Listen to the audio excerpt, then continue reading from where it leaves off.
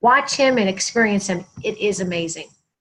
Well, top of the morning to you. My name is Michelle Mott, and we are so delighted to have you join us this morning. We've got some new folks that are joining us, and just to make sure that we give you the tips to help you get the most out of our experience, I'm going to give you some tips. First of all, we're using Zoom platform, and you can zoom in or zoom out as much as you'd like to show the full screen on your computer screen, or if you're projecting to a group. The second feature we'd like for you to take advantage of is the chat box. If you would click on that at the bottom of your screen, it'll bring up a chat box off to the right. And then we'd like for you to just kind of test it out to see if it's working properly for you. Click the drop down and choose all panelists and attendees. Type in the message area and then hit enter like I just did now. And then you'll see a message. If you would, type yes if you can hear me, or no if you cannot. Obviously, if you're not hearing me, you won't, but if you can see it on the screen. I know some of you are actually calling in, so you may not be seeing the screen, so I'll make sure that I reinforce what's being shown on the screen. And then the last tip that we want you to be able to use is the audio. So if you don't have the audio through your computer, hopefully you are listening in using the phone number that was embedded in the email instruction. The purpose for these monthly webinars is to give you a chance to have some virtual motivation and expose you to one of our inspiring programs and or products. This topic, engaging in today's employees, we sent you a handout packet that's going to be a guide as we walk through our content. It's also for a good reference thereafter. When you finish or log out, thank you both Samantha and Gail for letting us know that you are hearing my words and hopefully enjoyed hearing Blake. After you log off of our webinar, you'll be asked to fill out a short evaluation, and please take the time to do that. It gives us feedback on your experience and offers suggestions also for some topics, because we've got the first half of 2019, but it's fast approaching and we need to get the second half identified. So if you have a topic of interest, please let us know. Also, as a thank you for taking the time and joining us today, we have a special offer to administer a complimentary collaborative culture assessment to your department, to your organization, and we'll tell you more about that. So let's go ahead and get started. If you're following along in the worksheet, turn to the page that has today's workforce. In general, there are 4 different types of employees. Those that are, first of all, motivated but ineffective when they start a new job. That's because they are excited to make a good impression, but they aren't clear about the expectations. So they tend to ask a lot of questions. They tend to not have quite the confidence or the productivity that you'd like them to have eventually. So how you can help them, if you're a manager of a new employee, I would encourage you to make sure that you have a solid onboarding and orientation process. Yes, it's not just the first day, it's not even the first week. I think or believe that it's a 90-day specific experience you want them to go through to understand the who, the what, the when, the where, the how, to be successful and productive in the job.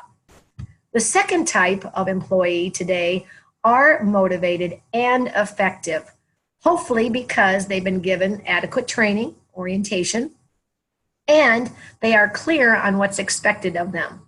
What they do is a lot of good things. They're productive, they're effective, they manage good relationships. And how, if you're their manager, can you better utilize them? I would suggest first and foremost is you show how much you appreciate their work. Let them know that they truly are a valued and recognized talent to your team.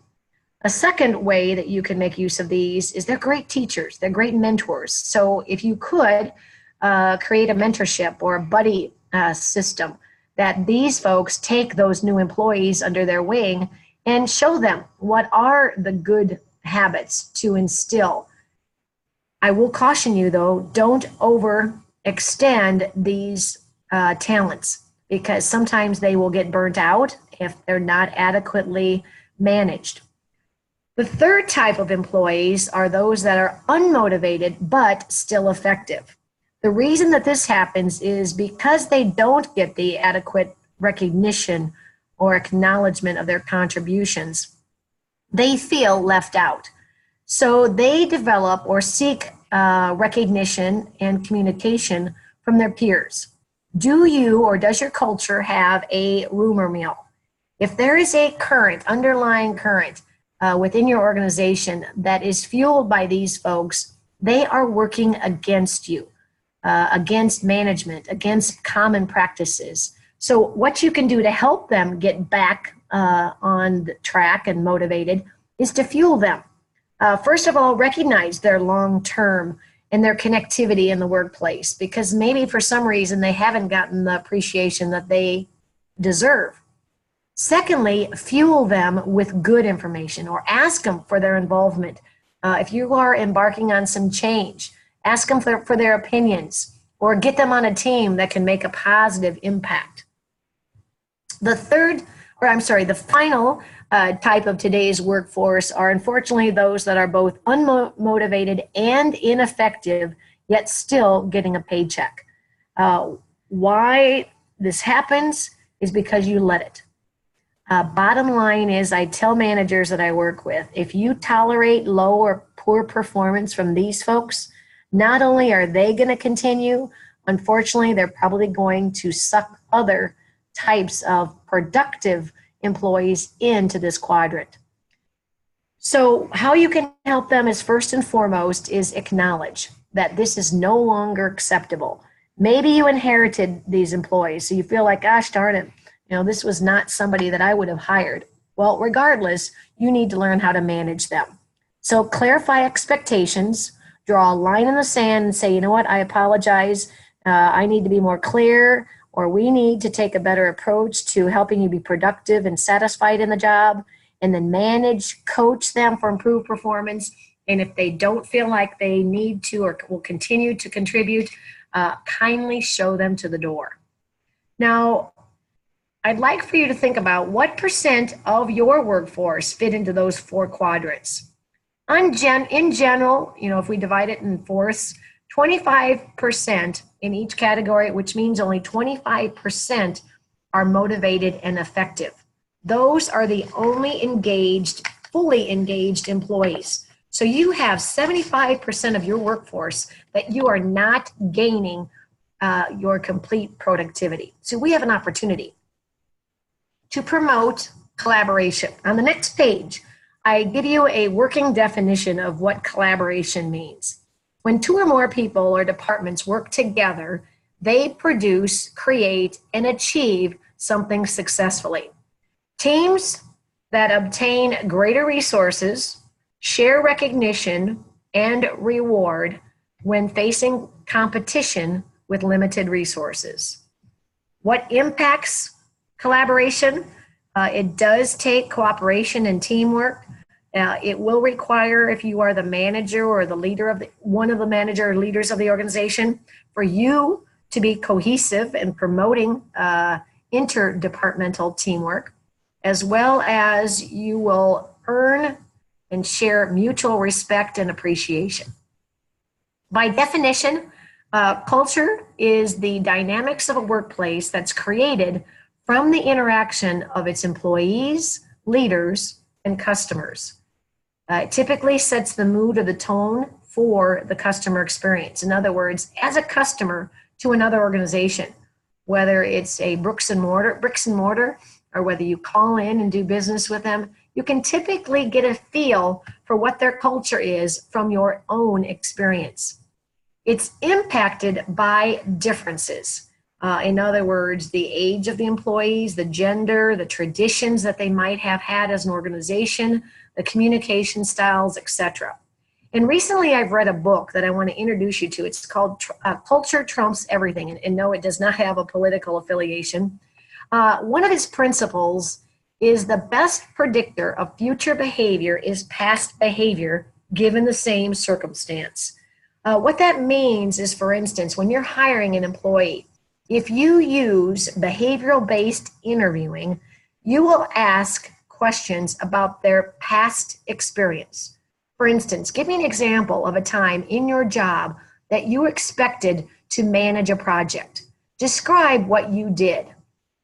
And the answers to that question will tell you how that candidate will typically respond to that in your own environment. So on the next page, what I want to do is give to you the 10 key factors that I picked up from the book that I think you should know and consider taking action. Number 1, DNA is your hardware, epigenetics is your software. Maybe this struck a chord because I recently sent in my DNA through Ancestry.com and learned that I truly am Irish. You can't change your makeup, but your epigenetics is your software. In other words, that's the dynamics of your relationships, your infrastructure, the way in which you communicate with each other. The second factor is putting yourself in a toxic culture or environment can shorten your life.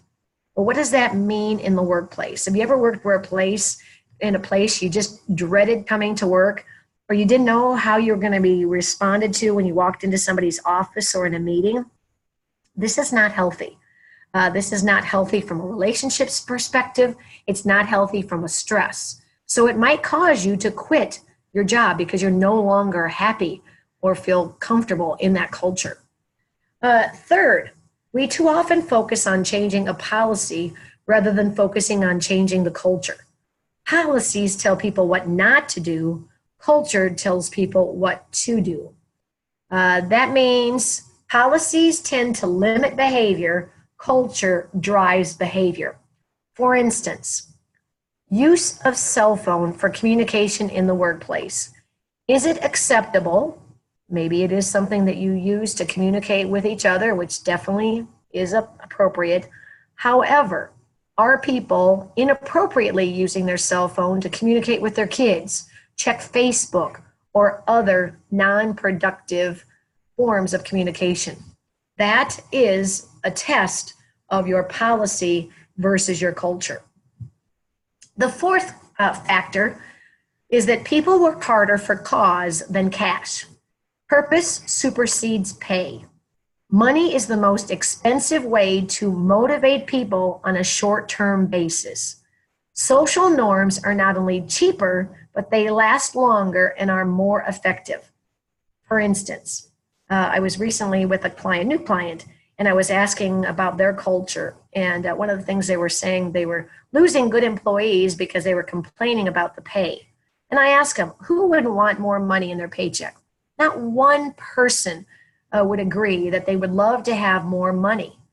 But I told them the iceberg theory is applied here.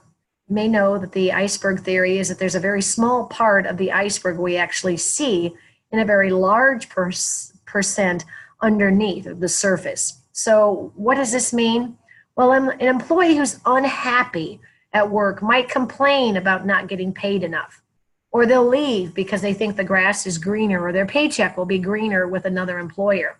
But what they're really telling you is, I'm not getting paid enough to put up with what's going on here. Things in the culture, such as a lack of appreciation or favoritism, or maybe even a bullying environment. So that's why pay is a short-term solution for a long-term loyal culture. The fifth factor he writes about is that companies that focus on culture create value for all stakeholders and offer exceptional stock market returns and build long-term loyalty from employees, customers, vendors, and investors. So whether you're for-profit or not-for-profit, whether you're publicly traded or not, what that means is how well are you managing the relationships that you have with all of the people that have a vested interest and contribute to your success. The sixth factor he writes about is that strong cultures create and expect behaviors that, when repeated, become habits. Those in turn offer automatic and without thought. When a habit pattern is established, the brain effort goes down, allowing the brain to focus on other things. We're going to talk about being intentional. And when you are intentional, you are operating in a consistent, almost automatic fashion. And when you develop good habits, you will produce good results, allowing you to use your brain to think creatively for other problems. The seventh factor is that human behaviors primarily drives are to experience connectiveness and belonging. Organizational that lack warmth and connectivity oftentimes have a culture of everyone for themselves. We talked about new employees. One of the most important factors to allow a new employee to feel welcomed is to have a forum. Maybe it's a mentorship or a buddy program. But how do you help them feel connected or a part of your organization early on when faced with an organization that has a lot of already built relationships? The eighth factor is that at any point in time, an organization can be doing things to either develop trust or do things that undermine trust. Trust influences behaviors for both individuals, teams, and organizations. The ninth factor is the language. Language changes or develops culture. Every culture develops its own distinct language. Now, I know we've got a number of different industries represented here. We have manufacturing, we have healthcare, we have agriculture, and we even have government represented here. And you all have jargon that you use. It's acronyms that mean something to you. That might not mean something or have value to your customers. So you need to make sure that you are communicating in language that they understand. The other part of this is, what is it that you talk about? As a manager, what do you ask employees about? What are the things that you ask about tells people what you are concerned about? And then the last factor he writes about is that children's brains today are literally being wired differently than those of us from earlier generations. On average, today's children spend about 4 to 5 hours plugged into something. My grandkids, it's the Xbox. Maybe it's the World Wide Web. It's their iPhone or iPad, whatever it might be. That's causing them to learn differently, communicate differently, and think differently. So we're going to talk a little bit about multi-generational workplace issues. Now, on the next page, I want to share with you then the 5 steps for creating a shift in your culture. The first step is to recognize and honor the strengths of your existing culture. What that means is to do a culture assessment by taking a look at what are the good aspects or the merits of your culture, so you can continue to preserve and grow and develop those strengths. The second is to make sure that your culture is aligned with your strategy. Or if you don't have one, make sure you develop a strategy that will propel your future success. The third step is to focus then on a few critical behaviors. We believe that it's the significant few behaviors or priorities that will really make the most significant difference in your individual and organizational success. The fourth step is to integrate formal and informal initiatives. In other words, in what ways are you intentionally doing something? I was out at a healthcare conference, and for those of you in healthcare might know that one of the ways that we measure patient satisfaction is through an HCAHPS survey. And we were looking at the data, and one of the things that we realized is that, data is only as good as you use it to change behavior. Hope is not a strategy. And then the fifth way to create a shift in your culture is that of measuring and monitoring the culture shift. By doing so, it monitors your business performance, it monitors critical behavior, it recognizes milestones of your progress, and ultimately it will help you understand the beliefs, feelings, and mindsets of your stakeholders. Bringing that down to an exercise, like I said, this was an illustration of an organization that we work with, PDI. Those in the Midwest might be familiar with a grocery store called Hy-Vee. This is actually a trucking organization that it uses to distribute perishable items. And we work with them on improving their culture, changing their culture, and we did an assessment to have them identify their current culture as well as what they would like their future culture to be. On the next page, I'd like for you to share or to know the 7 qualities of a collaborative culture. And I'd ask you to identify or assess how your culture would compare. The first is that of clarity. By definition, we think that goals set and achieved need to be aligned with your mission, vision, values to set as a part of your organization's strategic plan. This is important because everyone has 4 questions that it asks itself. Even kids ask when on a vacation, where are we now? Where are we going? How do we get there? And how are we doing? And these 4 questions are built into our strategic planning process. So when we facilitate strategic planning with an organization, we will intentionally use 10 steps with its leaders, whether it's the board of directors, the senior leadership team, and other stakeholders. And these steps each help answer and define the answers to those 4 questions. For instance, Inspiring Solutions does practice what it preaches. Our mission is to enhance individual, team, and organizational performance. Short, simple, and to the point. Our vision is that we would like to be nationally recognized as an innovative or invaluable, innovative as well, resource for talent development. And we've recently set our 2019 strategic issues. There's only 5 of them in priority order. Our niche market is healthcare. We want to make sure that, secondly, we take care of our clients. Third is our niche or growing our attitude brand based on my book and other resources.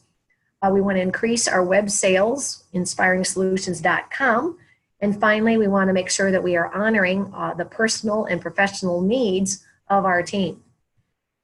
The second quality of a collaborative culture is that of code. By definition, we define code as the process of hiring, firing, and managing performance that honors a standard of behavior. What is code used? It's typically what I call the ground rules or the game book for the rules at work. And one application is to think about what are your standards of behavior.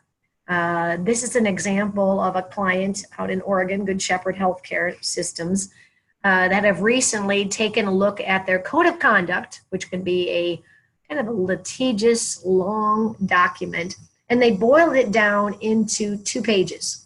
Put on both sides, 1-page document for all employees to understand and, more importantly, use on their daily basis. They created an acronym called ICARE to help understand and remember the values: integrity, compassion, accountability, respect, and excellence. For each of those values, they defined a definition. So, for instance, integrity was defined as being honest, truthful, and accurate in my assessment and delivery of healthcare to the public.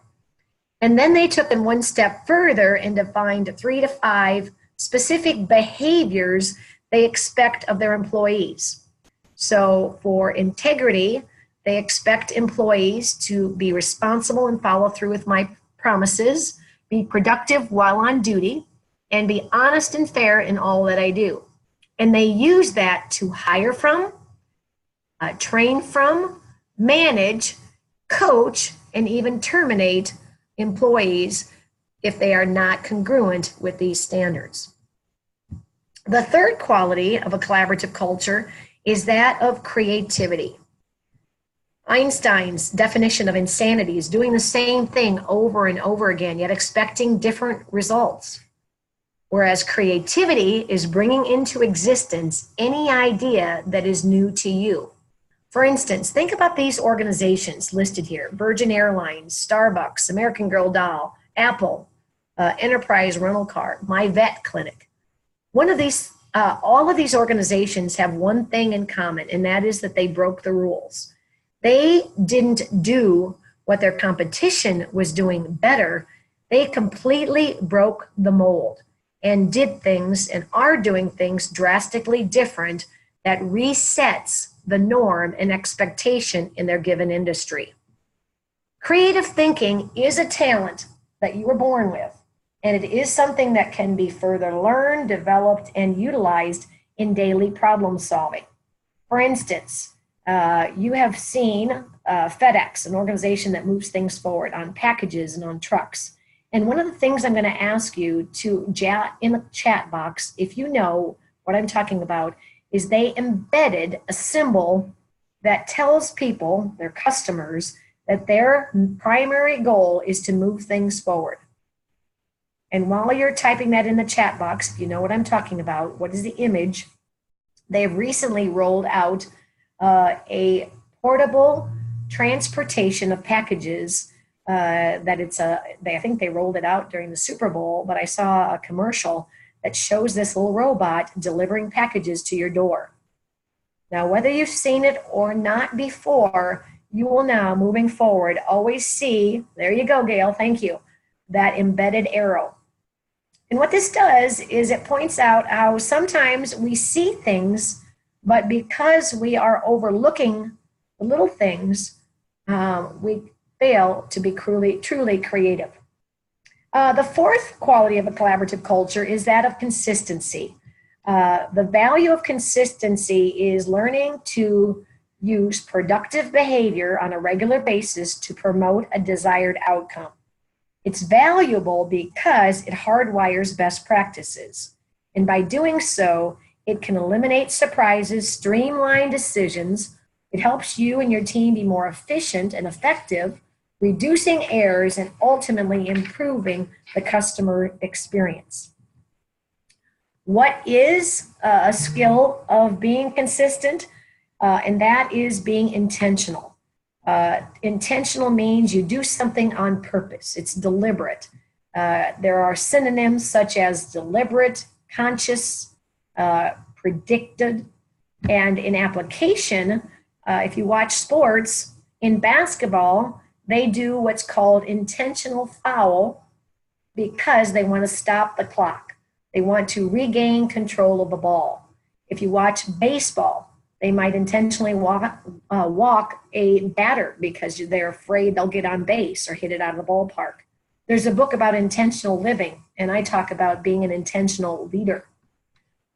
In an exercise to teach intentional behavior, I have teams come up with a list of several routines they do at work consistently.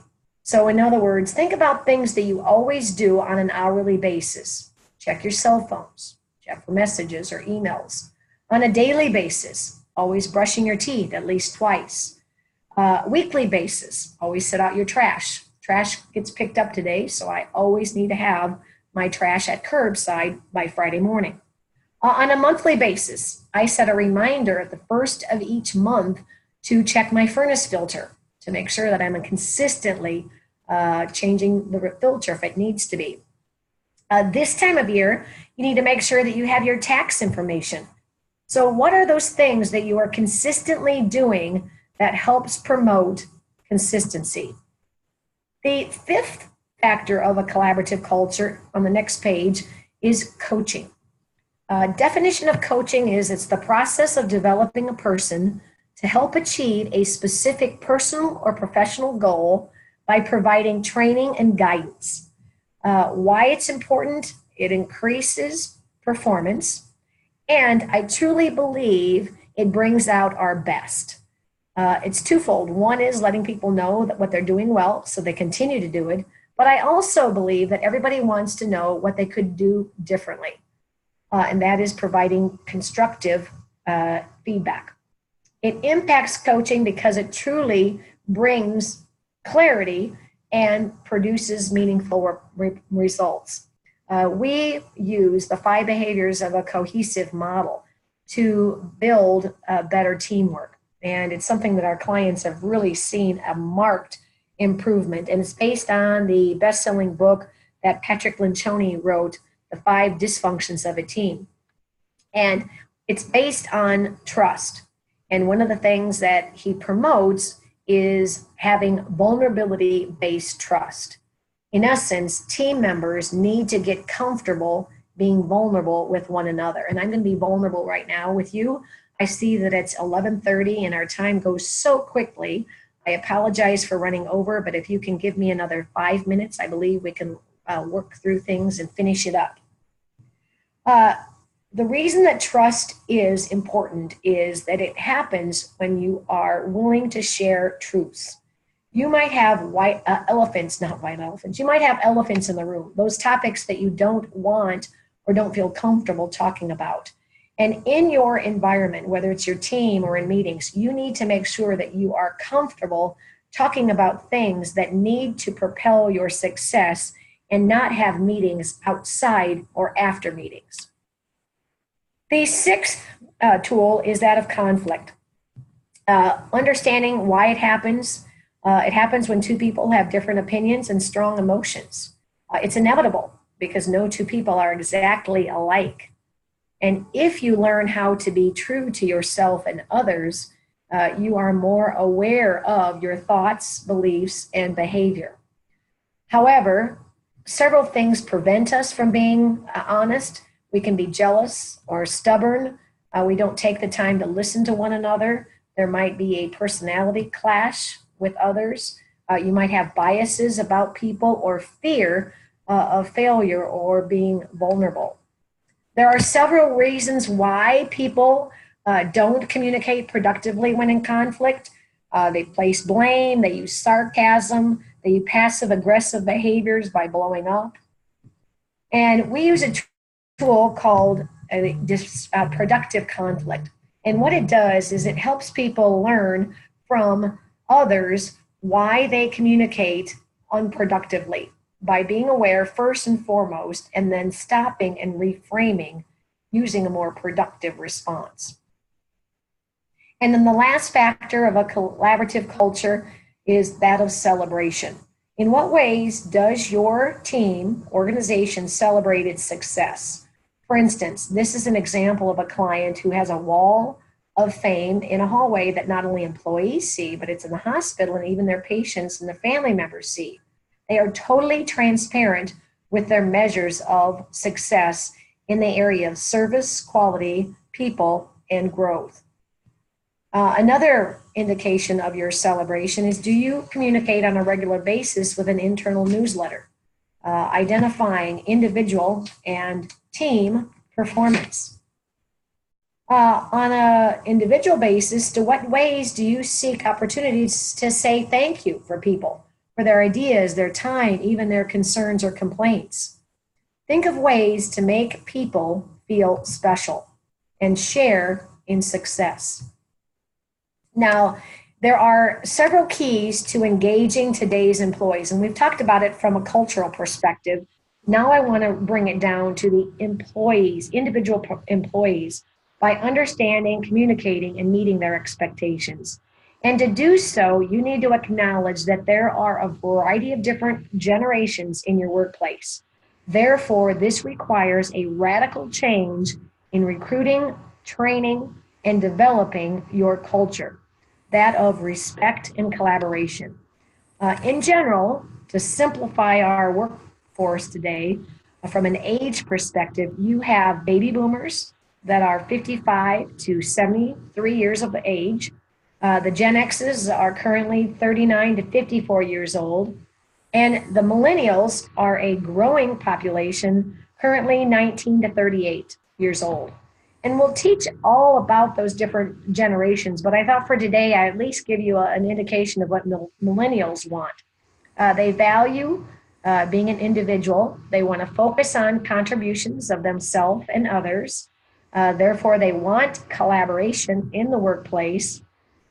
They're motivated by intelligence, so they want to be around people that will bring out their best. If you are managing or need to motivate a millennial, you need to recognize that in order to motivate them, they want to be challenged, they want to be respected, despite of their age and lack of experience. And from a communication perspective, appreciate emails and text messages. Not typical of how my generation as baby boomers appreciate face-to-face or phone calls. So on the next page in their worksheet, you'll see the 10 expectations that today's workplace wants: structure, diversity, recognition, autonomy, environment, expression, teamwork, stability, balance, and career growth. And in a assessment tool or a profile, we will ask individual employees, and again, it could be an individual or it could be a department or an entire organization, to fill this out. It's not a test or a personality profile. It literally defines what that particular employee expects and how satisfied are they in those factors. It can be used as an organizational employee engagement survey, or like I mentioned, it can be used in a very specific department area. It creates a composite report, which will give you some data from which you can act upon and learn more specifically about what you can do to better engage your employees. Now, I know I covered a lot of territory, and if you've got any questions, please reach out by email or phone. We do want you to plan to attend all of our webinars, and you can go out on our website and register for our next webinar in April on attitudes, resolving difficult situations in the workplace. And know that we offer these for at the top of the hour, 9, 10, and 11 o'clock Central Standard Time. And like I mentioned earlier, we would ask that you take just a few minutes before closing out of the experience, answer the questions. The survey will give you an opportunity to share your experience, also offer some suggestions for upcoming topics. And because we appreciate your time today, our special to you is to offer a complimentary assessment, normally $25 per person, that you can use for your department or you can use it for your entire organization. There's no limit, but it is a complete complimentary opportunity for you. So in closing, I would be remiss of my culture to not give you an Irish blessing. In closing, may the road rise to meet you. May the wind be always at your back. May the sun shine warm upon your fields. And until we meet again, may God hold you in the hollow of his hand. We all thank you for joining us today. And please enjoy the rest of your week and weekend. And we look forward to serving you in the future. Bye for now.